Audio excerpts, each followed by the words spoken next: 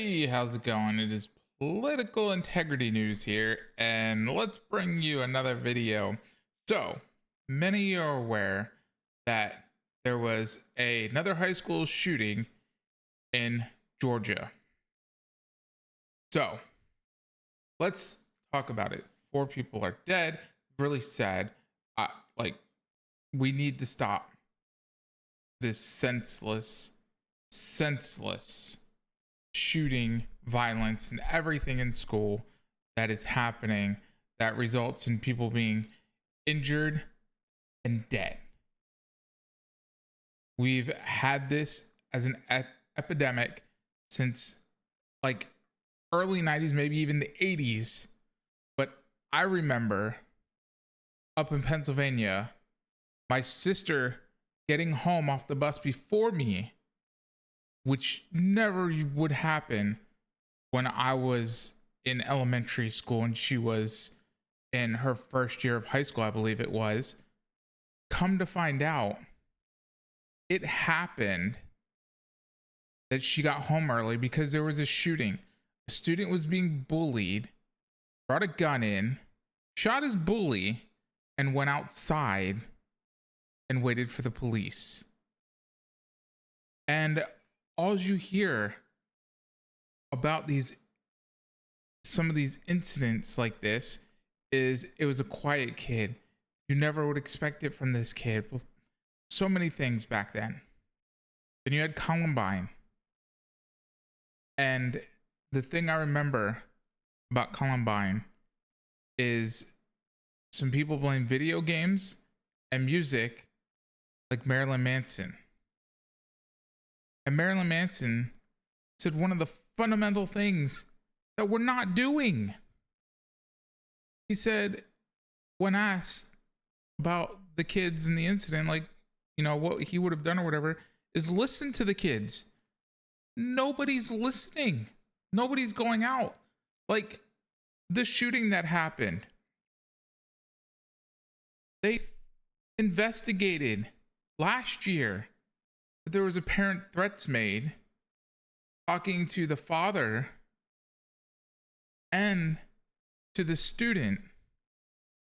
And mind you, breaking news has said the student is coming from a broken home where the mother, they found drugs. The mother had gotten a bit violent. His siblings stay with the mother while he stays with the father. And apparently there's potentially neglect with the guns because the gun was a Christmas gift for the son, which fine and dandy. You want to give your son lessons to go hunting and stuff, but how did he actually access it? That's what we don't know. But the fact of the matter is, with all that going on in this kid's life, where was any kind of mental health assistance? Like, did anyone sit down and listen to this kid and try to address any emotional or mental things going on with this kid that committed this? This potentially could have been avoided by just having better health care when it comes to behavioral health. Like, we're addressing it within the military. I know this firsthand from my experience being in the military. It is being addressed, and they're trying to get the bad nomenclature that seeking behavioral health will affect your career, because it will not. And they're trying their hardest to address that, to make sure that people get the proper mental health and behavioral health care that they need, and they can continue having such a great career instead of having their career altered because of any such incident. And we knew, like, the FBI and local law enforcement knew about this kid, and they did their investigation, but it resulted in what? The kid was put on a watch list and they were said to monitor the situation, Well, what good did that do? This is not a gun issue, as many Democrats will then make it out to be, and their supporters will say the same thing. Oh, this is a gun issue. There was an AR style rifle. Okay, well, like, who's to say that the kid couldn't have picked a different time at an event not using a gun? I mean, there's people that mauled down others with a van at a parade. So people can use other means as a weapon to do harm. So taking one weapon away doesn't mean they won't find a way. But if you address the root cause of behavioral health, like, why did he do it? Was it situations at home and then school made fun of him? Because that was a common theme in other high school shootings where they're being bullied, they're being made fun of. Like, we need to figure out why. And addressing why, we can change this, because the school had officers. It was actually an officer that found the shooter. It was a student, and got the student to finally give up. So having an officer did his job. But as you notice, there was 4 dead and 9 hospitalized. Like, we don't want that number if we're having an officer, and an officer is not going to be in every classroom. We're not arming teachers in every classroom as much as people would like that idea from Republicans and their supporters either. Like, one, you're going to be giving weapons to teachers that may not even want them, teachers that may not be trained. And what are we going to do? Send the teachers out to the ranges like we would a police officer or a military? No, that shouldn't have to be a thing. And as I'll play the clip from Harris, like, we shouldn't have to send our kids to school in fear. Like, my kids at school right now shouldn't be fearful that something may happen to them like this. We need to address the mental health issue.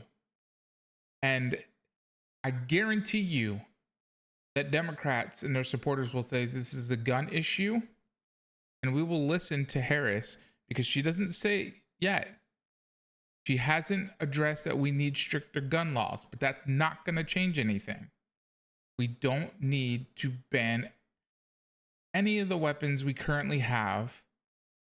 We need to address behavioral health, the mental health parts, and what is going on with the lives of those that commit such heinous acts of violence against others.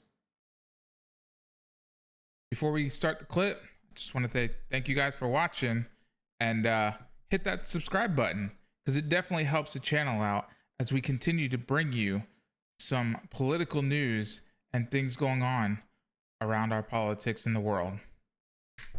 And their families, of course. And we are grateful to the first responders and the law enforcement that were on the scene. But this is just a senseless tragedy on top of so many senseless tragedies. And it's just outrageous that every day in our country, in the United States of America, that parents have to send their children to school worried about whether or not their child will come home alive. It's senseless. It is. We've got to stop it. And we have to end this epidemic of gun violence in our country once and for all. You know, it doesn't have to be this way. It doesn't have to be this way. So we will continue, of course, to send our prayers and our thoughts to the families and all those who were affected, including, you know, I'm going off script right now, but listen, I mean, you know, at the last year, I started a college tour. And I traveled our country meeting with our young leaders, right? And so it was college-age young leaders. So I did trade schools, colleges, universities, community colleges. By the way, I love Gen Z. I just love Gen Z. Right? But I'll tell you, one of the things that I asked every time I went to the auditorium, and it would be filled with these young leaders, students, and I'd ask them, raise your hand if at any point between kindergarten and 12th grade you had to endure an active shooter drill. And for the young leaders who are here who are raising their hand, I'm telling you, every time the auditorium was packed and almost every hand went up. You know, a lot of us, I'll speak about myself, you know, we had, well, I grew up in California, earthquake drills, we had fire drills, but our kids are sitting in a classroom where they should be fulfilling their God-given potential, and some part of their big, beautiful brain is concerned about a shooter busting through the door of the classroom. It does not have to be this way. It does not have to be this way. And, you know, this is one of the many issues that's at stake in this election.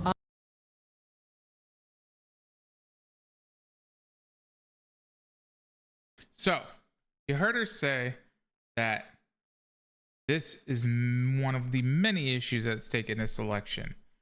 Well, to put it bluntly, she is the current vice president. So, this issue happened while she is the current vice president. They can work on this issue currently. Will that happen? Doubtful. Like, what really gets done from the middle of the election year until after election day and the results are announced? I would say not a whole lot, because most of the time you have various candidates out there trying to win re-election. And if they're not up for re-election, they have other party members up for re-election that may need their support. So you may have a presidential candidate that is trying to get election and become the president. You have Kamala Harris, who is the vice president trying to get re-election.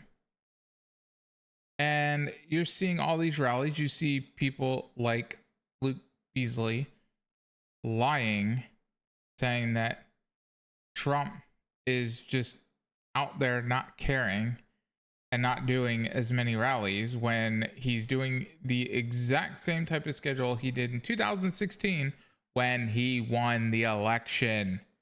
So you can't tout out as if Trump has zero to no care when his schedule is his 2016 amount of rallies and schedule.